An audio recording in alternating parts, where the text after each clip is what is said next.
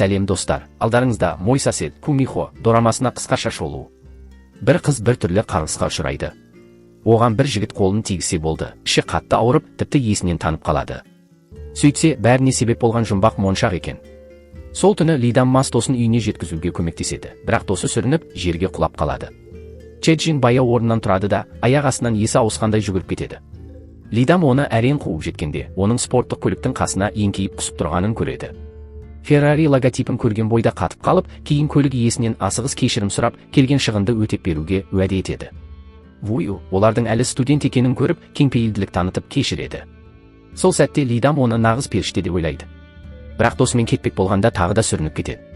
Вую оны дер кезінде қағып алып қалады, ал Лидам еріксіз оның кеудесінен итеріп жібереді. Келесі сәтте Вуюның аузынан қызыл моншақ ұшып шығып, тура Лидамның аузына түседі. Белгісіз себеппен ол бірден есінен танып қалады. Келесі күні Лидам сән салтанатты бейтаныс сарайда оянды.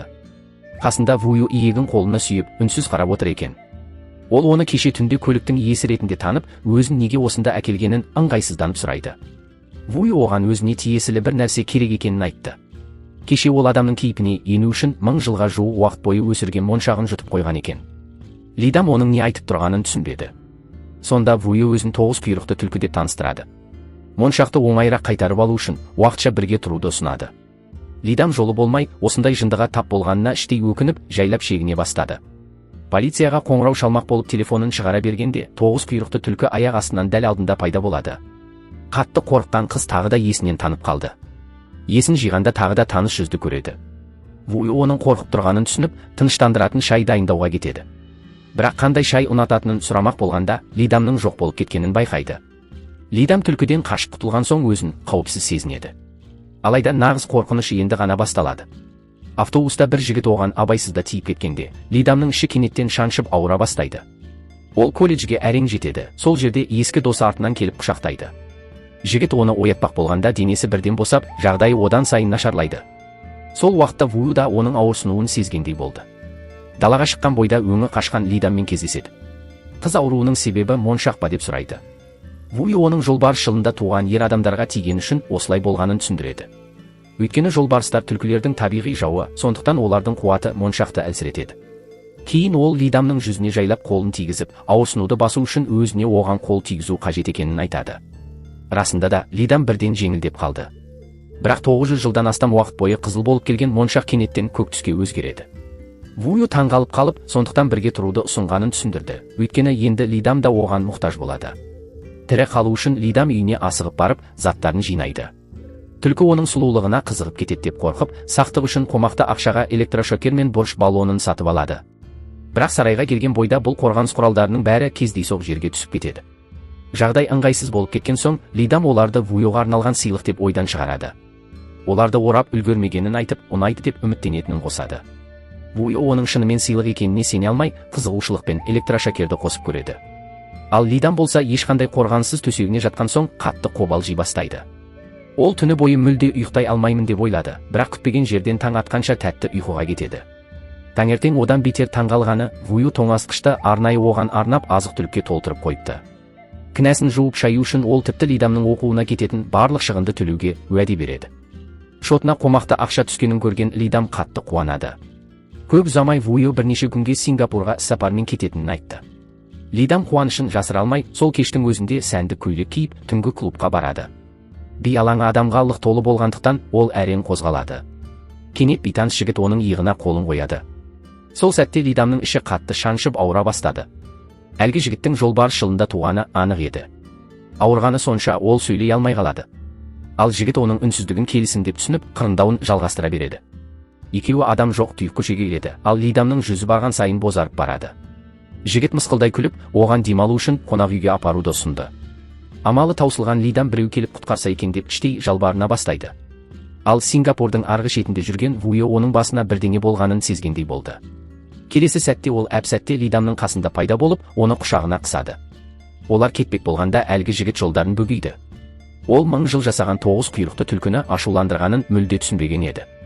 Вую оны жеңіл ғана итеріп жібергенде әлгі жігіт ондаған метрге ұшып кетеді. Осы оқиғадан кейін олардың қарым-қатынасы біршама жақсара түседі. Вую Лидамның енді өзінен қорықпайтынына үміттенеді. Өйткені моншақтың амандығы үшін ол қандай жағдай болса да қызды қорғауға міндетті. Мұны естіген Лидам ақыры сақтығын қоя бастады. Кейін ол моншақты шығарып алуға бола ма деп сұрайды. Вую адамдар моншақты денесінде ұзақ ұстай алмайтынын, ең көбі 1 жыл ғана шыдай алатынын түсіндіреді. Лидам егер 1 жыл ішінде шығарылмаса не болатынын сұрағанда, Вую оның өлетінін айтады. Осы сөзден кейін Лидамның жүзі бірден өзгеріп, өлімнен қатты қорқа бастайды. Ештеңеге өкінбеу үшін ол қалған 1 жылын дәмді тағам жеп, өмірдің рахатын көруге арнауға шешім қабылдайды. Тамақтанып болған соң құрбысымен қимай қоштасады. Сол кезде басы айналып, сүрініп жерге құлап түседі. Басын көтергенде жерде қызыл моншақты байқап, қуана айқайлап, моншақ түсіп қалды дейді. Лидам болған жағдайды айту үшін үйге қарай асығады. Сосын қолын созып, мен өлмеймін деп нығайтады. Бірақ Вую аң-таң болып, оның біреу түкіріп тастаған кәмпитті неге ұстап тұрғанын сұрайды. Лидам шарасыздан әлгі кәмпитті лақтырып жіберіп, жүрегі айни бастады. Бір нәрсенің дұрыс емес екенін сезген Вую сүйікті көне вазасын қорғау үшін бірден өз күшін қолданады. Лезде үйдегі барлық қымбат антиквариат әуеге көтеріліп кетеді. Вую жуынатын бөлменің есігін ашқанда ғана бүкіл бей-берекеттік тоқтайды. Ол күрсініп, күшімді осындай нәрсеге жұмсап жүргеніме сене алар емеспін деп күңкілдейді. Келесі күні Вую келісімшарт дайындап, Лидамнан ондағы ережелерді бұлжытпай орындауын сұрайды. Ол 1 жыл бойы моншақты сақтауға міндетті. Осы уақыт ішінде жолбарыс жылында туған ер адамдармен араласуға, алкоголь ішуге, тіпті тауық етін жеуге де болмайды. Лидам неге тауық жеуге тыйым салынғанына таңғалады. Сонда Вую тауықтың түлкілер үшін өлімге тең екенін, ал ежелден тауықтың қаны жамандықты қуу үшін қолданылғанын түсіндіреді. Бұл ережелердің бәрі Лидамға ақылға сыймайтын нәрсе болып көрінді, бірақ өз өмірі үшін ол бәріне келіседі. Содан бері ол барлық жігіттен алшақ жүруге тырысады. Бір күні біреу кенеттен оны дауыстап шақырды. Лидам сол сәтте жоғары курс студенті Сон Удың да жолбарыс жылында туғанын есіне түсіреді. Ол Лидамның бір затын түсіріп алғанын айтып, оны сыпайы түрде жерден көтеріп береді. Қорыққан Лидам кейін шегініп, затты жай ғана жерге тастауын өтінеді. Содан кейін өзі абайлап көтеріп алып, тез қашып кетеді. Сон Ву Лидамның оғаш қылығына мүлде таңырқап қалады. Өйткені ол бай ғана емес, мектептегі ең танымал әрі қыздардың сүйіктісі еді. Қайда барса да қыздар соңынан қалмайтын, тек Лидам ғана одан жын шайтаннан қашқандай бойын аулақ ұстады. Бұл оның осы ерекше қызға деген қызығушылығын одан сайын арттыра түседі. Осы уақытта Вую ескі досы Хессонмен кездеседі. Хессон да 9 құйрықты түлкі, бірақ 4 жыл бұрын адамға айналып үлгерген. Вуюның қызбен бірге тұрып жатқанын естігенде, ол қатты қуанып, оны мазақтап, сен оған ғашық болып қалдың ба деп қайта сұрай берді. Вую оның қызығушылығын қанағаттандырғысы келмеді. Сонда Хессон монша қыздың жанын жұтып қойып, ақырында оны өлтіруі мүмкін екенін ескертеді. Бұған жауап ретінде Вую Лидамның ешқашан өлуіне жол бермейтінін салтанатты түрде уәде етеді. Университетке оралған соң Лидам жолбарыс жылында туған жігіттерден әлі де қашқақтай берді. Бірақ бір қателіктің кесірінен сүрініп кете жаздайды. Бақытына қарай, қоян жылында туған жоғары курс студенті оны дер кезінде қағып алып, сол кештегі кешке шақырады. Лидам сыпайы түрде бас тартып, өзіне алкоголь ішуге болмайтынын түсіндіреді. Алайда жігіт дастарханда еттің көп болатынын айтқанда, Лидамның көзі жайнап, ол бірден қуана келісімін береді. Бірақ кешке келгенде дастарханның түгелдей қуырылған тауыққа толы екенін көріп, бірден көңілі түсіп кетеді. Дәл сол сәтте кешке Сон Ву келді. Ол басқа қыздардың бәрін елемей, тек Лидаммен амандасуға жақындайды. Қанша жерден сүйкімділік танытса да, Лидам одан жиіркенгендей қашқақтай береді. Екеуі де бір-бірінің мұндай әрекетіне таңырқайды. Ақыры Сон Ву телефон қоңырауына алаңдаған сәтте, Лидам осы мүмкіндікті пайдаланып тайып тұрады. Бірақ есік алдында тағы да соқтығысып қалады. Осы қауіпті жігіттен құтылу үшін Лидам тіпті оған тимеу мақсатында еденде домалап өтеді. Сон Ву болса не болғанын түсінбей аң-таң болып қалды. Үйіне оралған соң Лидам Вуюға сәтсіз өткен күні туралы шағымданады. Бірақ ол қыздың жағдайын түсінбейтіндей көрінеді. Ашуланған Лидам өзі де арнайы келісімшарт жасап, Вуюдан мәселенің шешімін табуға барынша тырысуын және әр жұма сайын атқарған жұмысы туралы есеп беруін талап етеді. Бұған қоса, оған суық көзқараспен қарауды доғаруы керек екенін жазады. Вую бұл келісімшартты ақымақтық деп санаса да ақырында оған қол қояды. Түннің бір уағында Лидам анасымен түскен суретке қарап отырып, көз жасына ерік береді. Ол 18 жыл бойы дені сау өмір сүрді, ал енді қолында небәрі 1 жыл ғана қалған. Есіктің ар жағында тұрған Вую бұл көріністі байқамай көріп қояды. Сол сәтте оның есіне Хессонның сен моншақты қалай шығаруға болатынын баяғыда білесің деген сөзі есіне түседі. Ғасырлар бойы Вую моншақты көк түске айналдыра алатын жалғыз қызды іздеп келген. Сонда ғана ол адам бола алатын еді. Осыны ойлаған ол Лидамға жақындап бір нәрсені анықтамақ болады. Қыз ештеңе түсініп үлгермей жатып, ол оның қолынан ұстайды да, моншақтың әлі де қызыл күйінде тұрғанын көреді. Өзін кінәлі сезінген Вуйо моншақты шығарып, қызды босатуға бел буады. Бірақ олар сүйіспек болған сәтте, моншақ кенеттен жарқыраған көк түске боялады. Сол кезде ғана Вуйо Лидамның өз тағдыры екенін түсінді. Келесі күні ол болған жағдайдың бәрін досына айтып береді. Хесон оған қызға жақсы қарауға, тіпті онымен кездесуге кеңес береді. Ол адамдар бақытты болған кезде ең жақсы энергия бөлетінін, ал дәл сол энергия моншақты көк түске айналдыратынын түсіндіреді. Сонымен қатар, бұл оның адамға айналуға берілген соңғы мүмкіндігі болуы мүмкін екенін еске салады. Ал Лидам болса кенеттен болған құшақтауды ойынан шығара алмай жүреді. Өмірінде алғаш рет бір ер адам оған сезім білдіргендей әсер қалдырған еді. Дегенмен, шын мәнінде ол тіпті адам емес, 9 құйрықты түлкі болатын. Ол осы оқиғаны хикаяға айналдырып, Вуйоның шын мәнінде не істегісі келгенін түсінуге тырысады. Құрбылары болса оның махаббатын тексергісі келген шығар деген болжам айтады. Лидам мұны бірден жоққа шығарып, қобалжи сөйлеп, олардың тек бірге тұратынын айтады. Олар жұп емес, бірақ бір мәселе шешілмей жатып, тағы біреуі пайда болады. Сонву рұқсат сұрамастан Лидамның телефонын алып, өз нөмірін енгізіп қояды. Ол мұндай әрекет барлық қыздарға ұнайды деп сенімді болатын. Алайда Лидам оның мұндай әдепсіз қылығына қатты ашуланып, сөзбен жақсылап орнына қойып кетіп қалады. Соны берілмей, оған хабарлама жаза берді. Бірақ Лидам мектептің ең танымал жоғары курс студентіне ешқандай қызығушылық танытпады. Кенет оның іші қайтадан қатты ауырып, дәретханаға қарай жүгіреді. Бірақ дәл сол жерде ең ыңғайсыз жағдай орын алды. Дәретхана бітеліп қалады. Лидам Вуйоның мұны көргенін қаламай, Сонвудан дәретхананы қалай ағызуға болатынын сұрап хабарлама жібереді. Хабарламаны алған Сонву сәл таңырқаса да, оған көмектесудің жолын айтып береді. Оның нұсқауымен Лидам дәретхананы ағызып алады. Жеңіл тыныс алған ол Сонвуға алғысын айтып, әзілдеп оны дәретхана перісі деп атайды. Сонву осы мүмкіндікті пайдаланып, Лидамды кешкі асқа шақырады. Лидам еш ойланбастан келіседі. Осы уақытта Вуйо да Лидамға ерекше қамқорлық көрсете бастады. Ол оның сүйікті пиццасын әкеліп, тіпті өзі тамақ дайындап беруді ұсынады. Мұндай күтпеген жылылық Лидамды ыңғайсыздандырады. Ол құрбысының ол саған сезімін білдіруге тырысып жүрген шығар деген сөзін есіне алады. Бұған сенгісі келмесе де, еріксіз, сен менімен кездескің келе ме деп сұрайды. Вуйо не айтарын білмей қатып қалды. Лидам оның неге бұлай оғаш әрекет еткенін сұрап, бұл өзін мазалайтынын айтады. Вуйо алғашында оны бұрынғы өміріне қайтармақ болғанын, бірақ кейін бұл мәселені жалғыз өзі шеше алмайтынын түсінгенін түсіндіреді. Лидам бұл жауапқа сенгенімен, енді бұдан бұлай мұндай оғаш әрекет жасамауын ескертеді. Осыдан кейін Вуйо абайлап, егер мен сені кездесуге шақырсам, келер ме едің деп сұрады.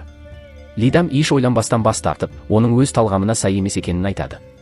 Жағдайды жұмсарту үшін Вуйо өтірік айтып, өзінде абстиненция синдромы бар дейді. Лидам басын изеп, іштей, түлкінің ойын түсіну мүмкін емес екен деп ойлады. Ал Вуйоның өзі де мұндай күлкілі сылтау ойлап тапқанына сене алмайды. Хесон болса бұрынғы сүйкімді 9 құйрықты түлкінің осындай күйге түскеніне күліп, өзін әрең ұстайды. Ол қазір 21 ғасыр екенін, қыздардың жүрегін тек тәтті сөзбен емес, тіспен жаулайтынын еске салады. Басқаша айтқанда, қыздар сыйлықты жақсы көреді. Вуйо Лидамның тамақты жақсы көретінін есіне алып, оған арнап мол дастархан жаяды. Бірақ күтпеген жерден Лидамның өзі менімен кездесуге шыға аласың ба деп өтінеді. Сөйтсе, Сонвумен бірге түскі ас ішкеннен бері ол қайда барса да алдынан шыға береді екен.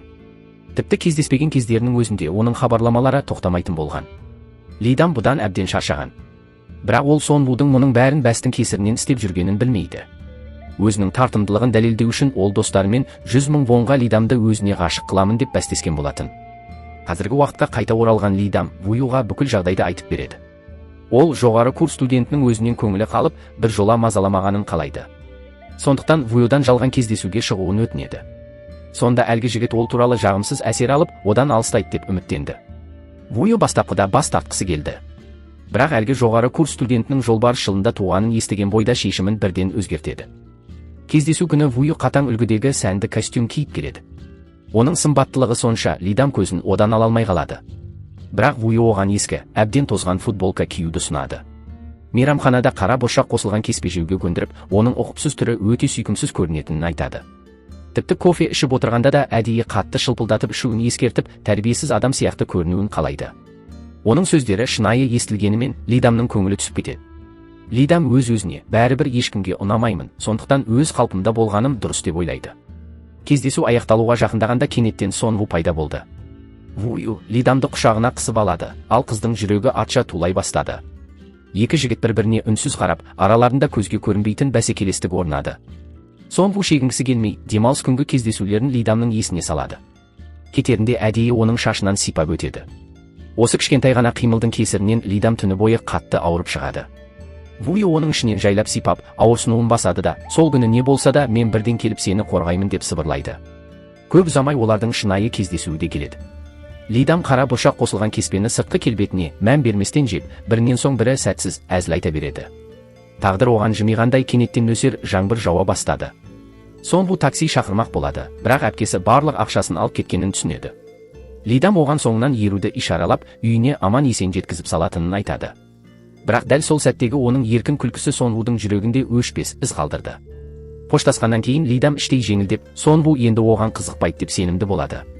Алайда шындық мүлде басқаша. Бір күнді бірге өткізген соң, Сонву Лидамды бұрынғыдан да сүйкімді көре бастады. Лидам бүгін бәрін тамаша атқарғанын айту үшін үйіне асығып келеді. Бірақ көп ұзамай Сонвудан киноға шақырған хабарламалады. Келесі күні Лидам әдемілеп киініп, қуана жолға шығады. Вуй оны кездесуге бара жатыр деп ойлап, көңіл күйі бірден түсіп кетеді. Алайда шын мәнінде Лидам інісінің жарысына бара жатты. Дәл осы кезде Хессон Вуй оны тауып алып, университетке түсуіне көмектесуін сұрайды. Ол жаңа нәрсе байқап көріп, жаңа әсер алғысы келетінін айтты. Есесіне Лидамды бақылап жүретінін уәде етеді.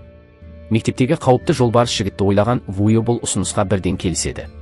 Келесі күні сұлу Хессон университет аумағына келген бойда жұрттың назарын өзіне аударады. Уәдесінде тұрған ол бірден әлгі ерекше қызға жақындап, онымен достаса бастайды. Содан бері Хессон Лидамды бір сәтке де назарынан шығармады. Оның шамадан тыс қамқорлығы Лидамды ыңғайсыздандыра түседі. Сабақта профессор студенттерге махаббат қарым-қатынасы туралы зерттеу жұмысын жазуды тапсырады.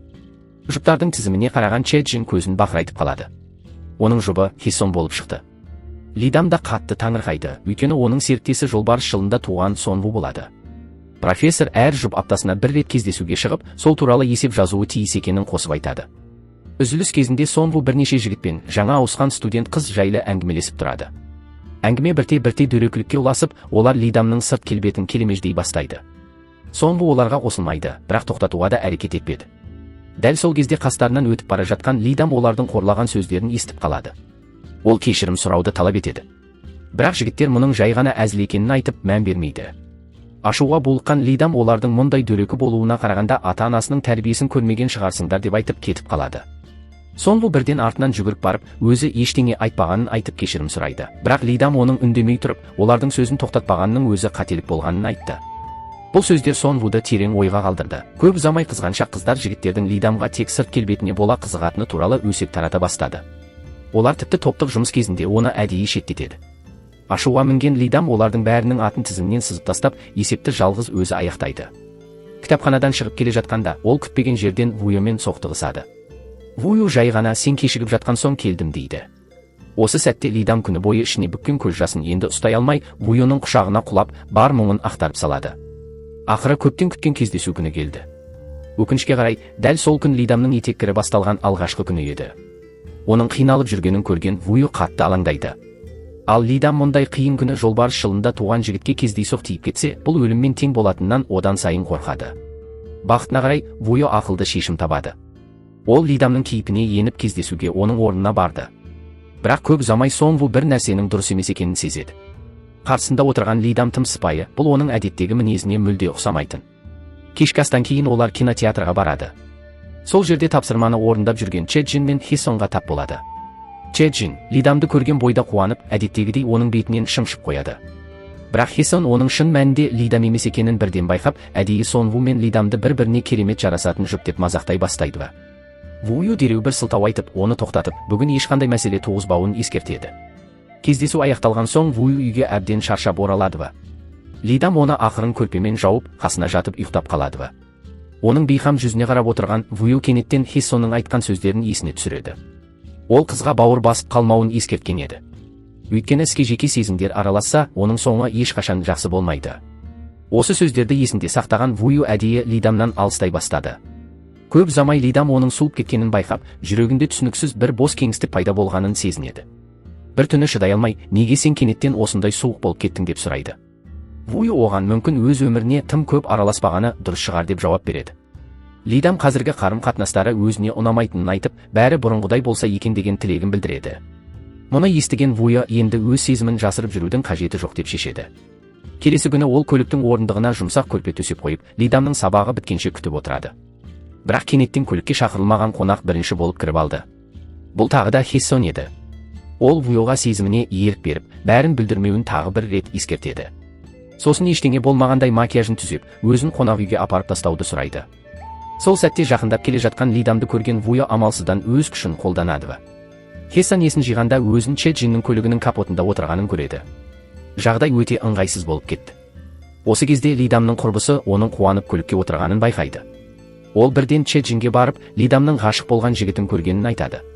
Бірақ Чеджин қуанудың орнына көңілі түсіп кетеді. Ол өзін Лидамның ең жақын досымын деп ойлағанымен, қыздың жеке өмірі туралы ештеңе білмейтінін түсінеді. Лидам оның көңіл күйіндегі өзгерісті бірден байқап, не болғанын сұрайды. Чеджин одан өзінен ештеңе жасырмауы керек екенін айтып кетіп қалады. Лидам оның не айтқысы келгенін мүлде түсінбей аң-таң болып қалды. Келесі бірнеше күн бойы ол амандасқан сайын Чеджин оны әдейі елемейді. Ақыры шыдамы таусылған Лидам оған қоңырау шалып, бәрін түсіндіруін талап етеді. Бірақ Чеджин күтпеген жерден телефонды қоя салады. Ашуға булыққан Лидам айқайлап жібереді. Бұл тыныш қана кітап оқып отырған Вуйоны шошытып жіберді. Осы уақытта Сонву өзінің Лидамды шынымен ұнатып қалғанын түсінеді. Ар ұяты оянып, ол достармен жасаған бәсті тоқтатуды ұсынып, 100 000 вон төлейді. Бірақ достары қатты көңілі қалады. Өйткені ол кезінде Лидам міндетті түрде өзіне ғашық болады деп ант еткен еді. Сол әңгімені Чеджин кездейсоқ естіп қалып, қатты ашуланады. Ол Сонвудың жағасынан ұстап, Лидамды бәске тіккен төкпегенін сұрайды. Сонву мұның дұрыс емес екенін енді түсінгенін айтып, бәсті тоқтатқанын мойындайды.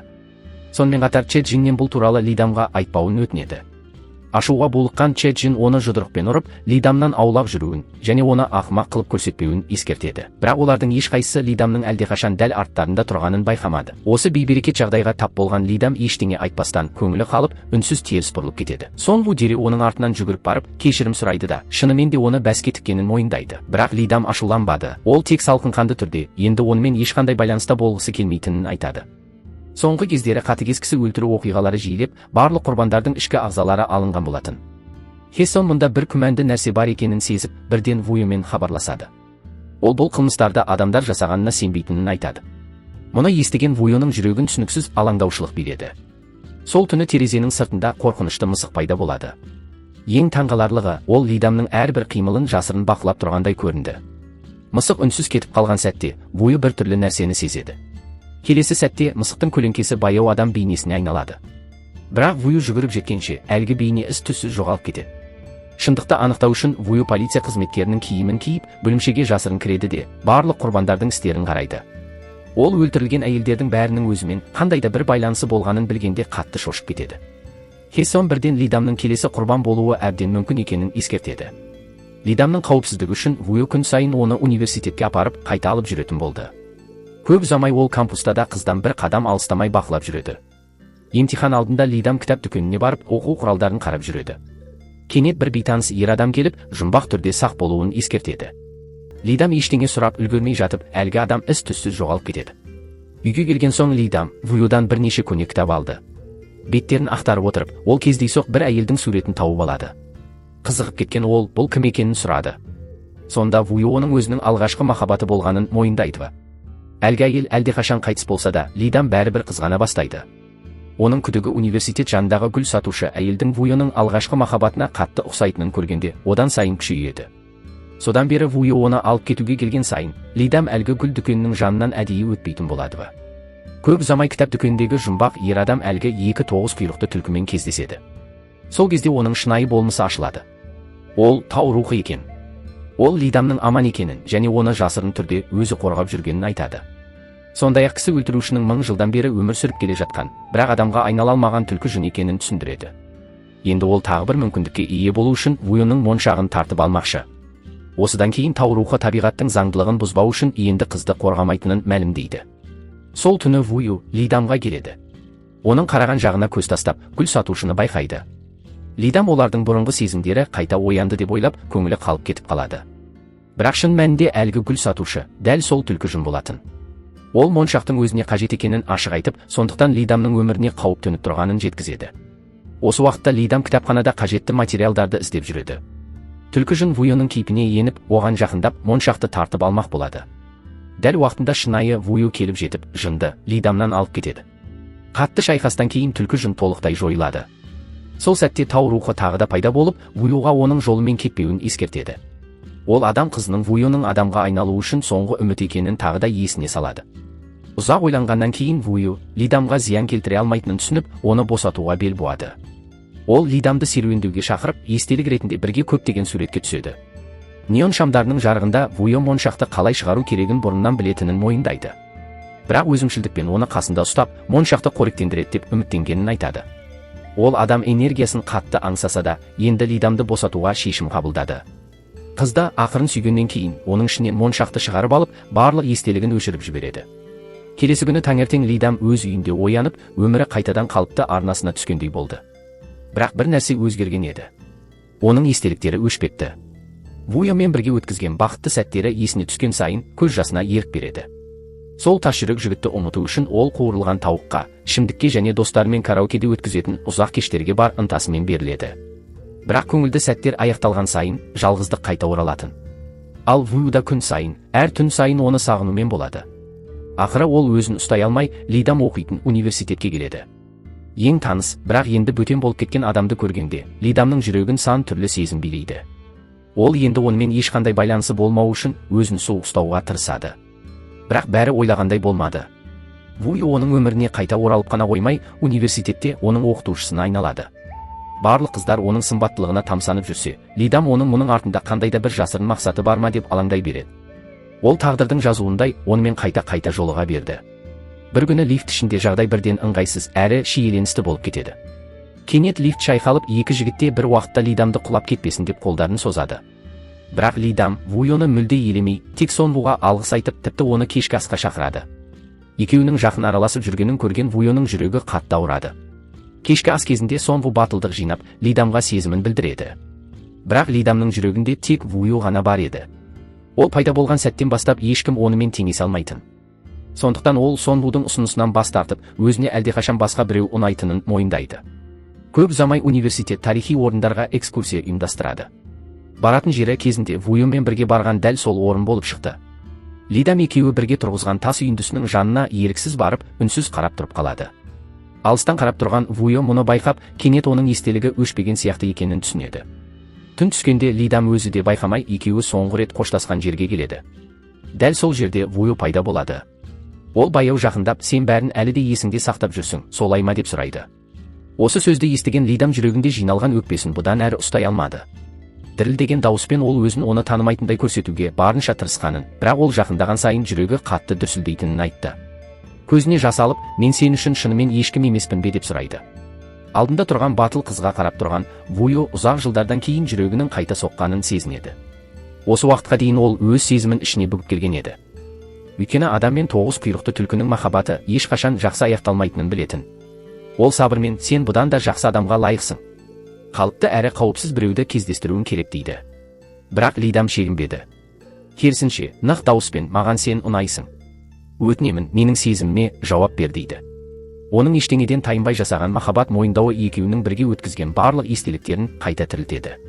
Сол кезде ғана Вуйо Лидамның өзі үшін қаншалықты қымбат екенін толық түсінді. Ол қызды құшағына қысып қайтадан оған оралады. Сапардан кейін олар алғаш рет қарапайым ғашықтар сияқты ресми кездесуге шығады. Лидамның қуырылған тауықты рахаттана жеп отырғанын көрген Вуйо алғаш рет адамға тән тамаққа деген құмарлықты сезінеді. Бірақ Хессон оған бұл нағыз аштық емес екенін түсіндіреді. Бұл жемтігіне деген құштарлық. Вуйо Лидамды қаншалықты қатты қаласа, оның тәбеті де соншалықты күшейе береді. Вуйо Лидамды қайта көргенде өзін ұстай алмай, оны құмарлана сүйіп жібереді. Келесі сәтте ішіндегі жыртқыш табиғаты оянып, көздері қызыл түске боялады. Қатты қорыққан Лидам оны бірден итеріп жіберді. Сол кезде ғана Вуйо өзін бақылаудан айырылса, Лидамға зиян келтіру мүмкін екенін түсінеді. Хессон оған Лидаммен мүмкіндігінше дене байланысынан аулақ болуға кеңес береді. Бұл олардың енді қашықтық қарым-қатынаста болуы керек дегенді білдіретін.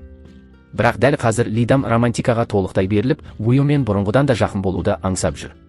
Келесі күні студенттер күтпеген жерден Вуйоның бүгінгі сабақты тоқтатқанын естиді. Алаңдаған Лидам бірден оның кабинетіне жүгіріп барып, өңі қуарған, ес-түссіз жатқанын көреді. Оның дауысын естіген Вуйо баяу көзін ашады да, қайтадан өзін тежей алмайтын құмарлыққа беріле бастайды. Бақытына қарай, дәл сол сәтте Хессон келіп қалып, Лидамды асығыс алып кетеді. Осыдан кейін Лидам Вуйоға не болғанын білгісі келді. Бірақ Хессон мұны қалай түсіндіруді білмей, мұның бәрі түлкілер әулетінің табиғатына байланысты екенін ғана айтады. Осы уақытта Вуйо моншақтың Лидамнан тарайтын қуатпен толып жатқанын сезеді. Қызға зиян келтірмеу үшін ол мәселенің шешімін тапқанша одан алыс жүруге мәжбүр болады. Ал басқа жерде Сонву, Лидамның бұрынғыдан әлдеқайда арықтап кеткенін байқап, өзін жайсыз сезініп жүрме деп алаңдап сұрайды. Алғашында Лидам қысылып қалады. Бірақ үйіне барып таразыға тұрған кезде тұп-тура 10 келіге арықтап кеткенін көреді. Сол кезде ғана ол Вуйо өзінің энергиясын алып қойғанын түсінді. Осы күннен бастап ол уәдесінде тұрып, Вуйодан қашық жүруге тырысады. Бірақ бұл арақашықтық екеуіне де ауыр азапқа айналды. Көп ұзамай тау рухы тағы да пайда болып, Вуйоға адамдармен бірге болуы керек екенін ескертеді. Қолын бір сілтегенде, ол Лидам мен Сонвудың арасына қызыл тағдыр жібін күштеп байлап қояды. Бұл олардың тағдыр қосқан жіп екенін білдіретін. Ашуға булыққан Вуйо, тіпті жуас түлкі де ашуландырсаң тістейді деп айқайлайды. Бірақ тау рухы тек әлсіз жымиып, із-түссіз жоғалып кетеді. Осыдан кейін Лидам, Сонвуды сүймесе де, оған еріксіз алаңдай бастайды. Екеуінің жолы жиі түйісіп, тіпті бір жерде жұмыс істейтін болады. Жігітін алаңдатқысы келмеген Лидам, Сонвудың әріптесі екенін Вуйоға айтпайды. Бірақ Вуйо олардың жұмыстан бірге шығып келе жатқанын әлдеқашан көрген еді. Содан бері оның жүрегіндегі мазасыздық күшейе береді. Бір күні кездесуде ол Лидаммен қосымша жұмысы жайлы сөйлеспек болады. Бірақ кенеттен жарық сөніп қалды. Қараңғылықта екеуі сүрініп кетіп, моншақ тағы да Лидамның аузына түседі. Бұл жолы Вуйо еш ойланбастан оны құмарлана сүйіп, моншақты қайтадан шығарып алады. Осыдан кейін Лидам Сонвумен бірге жұмыс істегенін мойындайды. Ал Вуйо оның саусағында өзін Сонвумен байланыстырып тұрған қызыл тағдыр жібі бар екенін айтады. Бірақ ол біз бір-бірімізді сүйіп тұрған кезде, тағдырдың өзі де бізді ажырата алмайды деп сендіреді. Алғашында Лидам қызыл жіпті көре алмайды. Бірақ бір күні ол кенеттен оны байқап қалды. Жіпті үзіп тастамақ болғанда абайсызда баспалдақтан құлап кетеді. Мұны көрген Вуйо бірден оған қарай жүгіреді. Бірақ дәл сол сәтте уақыт тоқтап қалады. Лидамның алдында тау рухы пайда болып, тағдырыңа аралассаң, осылай болады деп суық үнмен айтады. Содан кейін ол Лидамға болашағын өз көзімен көрсетуді ұйғарады. Көп ұзамай Лидам терең ұйқыға кетеді. Түсінде ол және Сонву бір-бірін сүйетін ғашықтар болып жүреді. Осы уақытта Вуйо уақыттың құрсауынан босап шығып, ес-түссіз жатқан Лидамды қолына көтеріп алады. Ол тау рухынан қызға не істегенін айтуды талап етеді. Тау рухы тек оған аздап арман көруге мүмкіндік бергенін түсіндіреді. Сондай-ақ Лидам қандай тағдырды таңдаса да, Вуйо соны қабылдауға ғана мәжбүр болатынын айтады. Қатты қорыққан Вуйо Лидамды қайта атымен шақыра берді. Бақытына қарай, бәрі қайтадан қалпына келіп, Лидам есін жияды. Үйге оралған соң Вуйо оған болған оқиғаның бәрін басынан аяғына дейін айтып береді. Лидам таңғалғанымен әлгі ақымақ түспен қызыл жіптің олар үшін ешқандай маңызы жоқ екенін айтады. Қандай жағдай болса да, оның Вуйоға деген сезімі өзгермейтінін жеткізеді. Бірақ Вуйо бәрібір тыныштала алмайды. Ол Лидамның иығына ақырын сүйеніп, қолындағы қызыл тағдыр жібін қатты қысып ұстайды. Көп ұзамай тарихи клуб 2 күндік экскурсия ұйымдастырды. Лидам мен Сонвудың арасында қайта күтпеген романтикалық сәттер болып тұрды. Бірақ Лидам әрдайым оған қарсы тұрып, әдейі онымен кез келген байланыстан қашады. Көңілі қалған Сонву қайғысын тек ішімдікпен басуға мәжбүр болады. Бір күні Лидам далаға шығып, аспаннан қар жауып тұрғанын көреді. Қызыл тағдыр жібіне ергендей, ол өзі де байқамай мас Сонвуға қарай бет алды. Сонву кенет оның қолынан қатты ұстап, тағы да сезімін білдіреді. Бірақ Лидам бұл жолы да оны батыл түрде кері қайтарады. Кейін ол Хессоннан қызыл жіппен байланысқан адамдар ғана бір-біріне тағдыр жазған жұп бола ма деп сұрайды. Хессон бұған нақты жауап жоқ екенін, мүмкін солай шығар, мүмкін олай емес шығар, бірақ адамдар өз тағдырын өздері таңдай алатынын айтты. Сапардан кейін Лидам жігітіне асыға жүгіріп келеді. Кенет сүрініп кете жаздағанда Сонву оны дер кезінде қағып алады. Мұны көрген Вуйо бірден олардың жанына жетеді. Екі жігіттің арасындағы ауыр үнсіздік кезінде Лидам Вуйоның өзінің жігіт екенін ашық айтады. Сонву бұған сене алмады. Ол өзі оның жігіті бола алмайтынын түсінеді, бірақ Вуйоның да оған лайық емес екенін ойлайды. Өйткені соңғы уақытта университетте Вуйо мен бір оқытушы әйел туралы қауесет тарап кеткен еді, және Сонву оны өз көзімен көрген болатын. Вуйо бірден Лидамды алып кетіп, әлгі оқытушымен тек сабаққа байланысты кофе ішкенін түсіндіреді. Лидам оның сөзін қабылдап, Сонвудың кеше тағы да өзіне сезімін білдіргенін айтып береді. Вуйоның алаңдап тұрғанын байқаған ол өз тағдырын өзі шешуге бел буады. Ол енді Сонвумен кездеспеу үшін қосымша жұмысынан шығып кетеді. Бірақ Вуйо туралы өсе күннен күнге күшейе берді. Тіпті Лидам оның әлгі оқытушымен сүйісіп тұрған суретінде көреді. Дәл сол сәтте Чеджин жаңа ғана оқытушының Вуйоның кабинетіне кіргенін айтады. Лидамның жүрегін бірден үрей биледі. Ол асығып кабинетке жүгіріп барып, Вуйоның әлгі әйелге қорқынышты бір нәрсе жасап жатқанын көреді. Сол кезде ғана ол Вуйоның басқа елдердің энергиясын сорып жүргенін түсінеді. Не айтарын білмеген Вуйо одан адамға айналғанша сәл ғана шыдай тұруын өтінеді. Лидам махаббат үшін бәріне дайын екенін айтты. Бірақ өзін қорғау үшін басқа адамдарға зиян келтіріп жүргенімен ешқашан келісе алмайтынын жеткізеді. Осы сөзден кейін ол еш аяусыз Вуйомен айырылысады.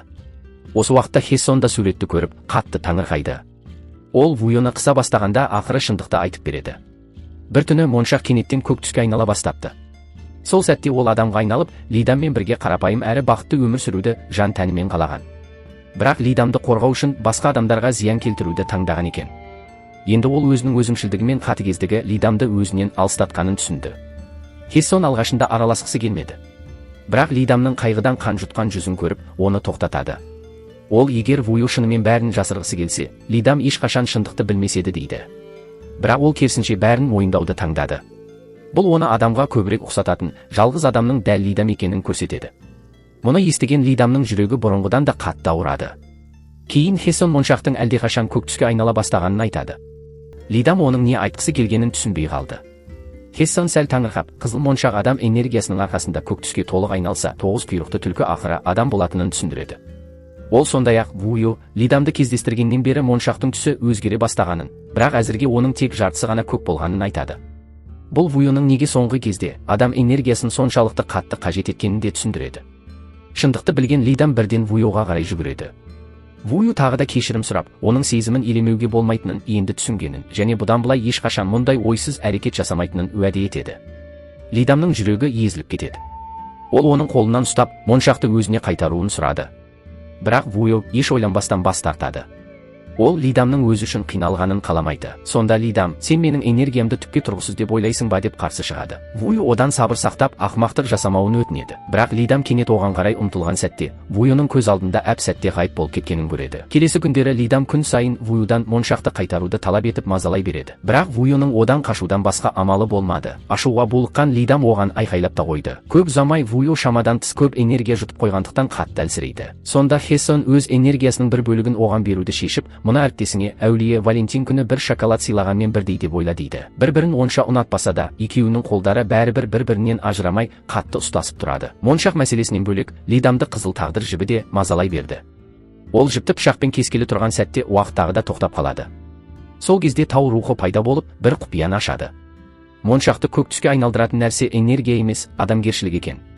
Баяғыда моншақ бір рет көк түске айналған екен. Бірақ Вуйо сүйген әйелінің өз көз алдында қайтыс болғанын көргеннен кейін жүрегін тас қылып жауып, адамға айналу мүмкіндігін жіберіп алған. Тек Лидамды кездестіргеннен кейін ғана моншақ қайтадан көгере бастаған, және дәл қазір ол адам болуды жан тәнімен қалайды. Тау рухы өзі жасап жүрген барлық кедергілердің мақсаты Вуйоға ашу, өкініш пен күйзелісті сезіндіру екенін мойындайды. Ол Вуйоның адам болғанын бәрінен де қатты қалайтынын айтып, Лидамнан оны осы жолда әрі қарай жетелеуді сұрайды. Сол кеште Лидам қолына чемоданын алып, Вуйоның үйіне келеді, енді қайтадан бірге тұратынын мәлімдейді. Ол күнделікті өмір арқылы Вуйоға адамгершіліктің не екенін үйретуді жоспарлаған еді. Бірақ көп ұзамай екеуінің жақын түскен суреттері бүкіл университетке тарап кетеді. Студенттер Лидамға тиісіп, жігіті бола тұра Сон Вумен қырындасып жүр деп айыптай бастайды. Кейбіреулер тіпті профессорға тек жақсы баға алу үшін жақындасып жүр деген қауесет таратады. Бұл өсекке нүкте қою үшін Лидамның оқуды уақытша тастауынан басқа амалы қалмайды. Сон Ву өзін кінәлап, Лидамға деген сезімін тым анық көрсетіп қойғандықтан, осындай қажетсіз назар аудартым деп ойлайды. Ол бәрін өзі реттеуді ұсынды, бірақ Лидам келіспеді. Дәл сол сәтте қарындасы оған шетелге кететін күннің белгіленгенін жазады. Бұрын Сон Ву ата-анасына шетелде оқып, кейін отбасылық бизнесті басқарамын деп уәде берген еді. Лидамның алыстап бара жатқанын көріп, ол сезімін соңғы рет айтуға бел буады. Оның кенеттен жасаған мойындауы Лидамды таңғалдырды. Бірақ оның елден кететінін білген соң, бәрібір қолын созып қоштасады. Сон Ву Лидаммен бірге өткізген әрбір сәтті есіне алып, жүрегі өкініш пен мұңға толады. Дәл сол мезетте қызыл тағдыр жібі кенеттен үзіліп кетеді. Вуйо мұны сезгендей болып, бірден Лидамды іздеп табады. Лидам сабырлы үнмен бәрі шешілгенін айтады. Тек Вуйо ескерткеннен кейін ғана ол қолындағы қызыл жіптің жоғалып кеткенін байқайды. Содан кейін нақ дауыспен, тағдырды әлдебір жіп емес, өзіміз шешеміз дейді. Осы сәтте әлгі оқытушы әйел қоңырау шалады. Вуйо одан шын жүректен кешірім сұрап, оның сезімін пайдаланбауы керек болғанын мойындайды. Барлық мәселе шешілген соң, екеуі бірге үйге қайтты. Жолда Лидам Вуйоға моншақты көк түске айналдыратын басты нәрсе адамгершілік екенін және дәл осы себеппен онымен бірге тұрып жүргенін айтып береді. Сонымен қатар ол тау рухымен келісім жасағанын да айтады. Вуйо адамға айналғанша тау рухы Лидамды аурудан да өлімнен де қорғайтын болады. Бұл енді оның ешқашан қауіпке ұшырамайтынын білдіретін. Сонда ғана Вуйоның көңілі жайланады. Ол Лидамды құшағына қысып құмарлана сүйеді. Таңертең Вуйо Лидамның оянғанын мейірлене бақылап отырады. Екеуінің де жүздері қызарып, кешегі ыстық түнді еске алған сайын жүректері дүрсілдеп, тіпті жұмыс кезінде де өздерін сабырға шақыра алмайды. Кейін олар бірге университетке барады. Сол жерде Лидам кенет баяндамасын үйде ұмытып кеткенін түсінді. Вуйо үйіне барып, оны алып келу үшін телепортация жасауға тырысады. Бірақ олар кездейсоқ Хесонның көлігінің ішінен бірақ шығады. 100 жыл ішінде ол мұндай ақымақ қателікке бірде-бір рет жол бермеген еді. Сондықтан жүрегін мазасыздық билей бастайды. Сол себепті ол бірден Хесонды шақырып, мән-жайды анықтауға үміттенеді. Хесон 4 жыл бұрын Парижге сауда жасау үшін телепортацияланғанын, бірақ қайта орала алмай қалғанын есіне алады. Заңсыз кірген үшін ұсталған кезде ғана ол кенеттен қайтадан үйіне телепортациялана алған еді. Бірнеше күннен кейін ол адамға айналды. Осыдан кейін Хессон Вуйоның да шынымен адамға айналатыны туралы қорытынды жасайды. Қатты толқыған Вуйо бұл қуанышты жаңалықты Лидаммен бөліскісі келеді, бірақ бірдеңе айтайын дегенде қолдарының мөлдірлене бастағанын байқады. Оның үстіне оның өмір сүргенінің барлық іздері біртіндеп жоғала бастайды. Көп ұзамай ол өзінің өлімінің жақындағанын түсінеді. Лидам мұны оның адамға айналып жатқанының белгісі деп ойлап, қуана оны құшақтады. Осындай күтпеген өзгеріске тап болған Вуйо шындықты жасыруды жөн көреді. Оның уақыты аз қалғандықтан Лидаммен өткізген әрбір сәтті бұрынғыдан да қатты бағалай бастайды. Ол тек Лидамның бөлмесіне көшіп барып, оның жанында ұйықтап қана қоймай, тіпті бірге көңіл көтеру үшін сабақтан қашуды да ұсынады. Алайда олар шамдар ілінген үйге келгенде Лидам сүрініп кетеді. Вуйо оны ұстап қалмақ болады, бірақ кенеттен жолдың үстіне телепортацияланып кетеді. Кенеттен моншақ жолға түсіп қалады. Моншақтың жарылып кеткенін көргенде, өз уақытының таусылып бара жатқанын түсінеді. Оның аяқ астынан жоғалып кетуі Лидамды қатты алаңдатады, бірақ ол қанша сұраса да Вуйо үндемеді. Лидам шындықты білмесін деп, оған отбасымен көбірек уақыт өткізуді ұсынады. Әдеттегідей үмітін үзбеген Лидам олардың қайта қауышатын күнін асыға күтсе, Вуйо үйінде жалғыз отырып көз жасын төгеді. Кейін ол Хессонның үйіне телепортацияланып, онымен сөйлесуге келеді. Бұл жолы олар әдеттегідей ұрыспайды. Вуйо оған көмек үшін шын жүректен алғыс айтып, соңғы өтінішін орындауын сұрайды. Осы кезде Лидам кездейсоқ телефондағы ортақ суреттерінен Вуйоның біртіндеп жоғалып бара жатқанын байқайды.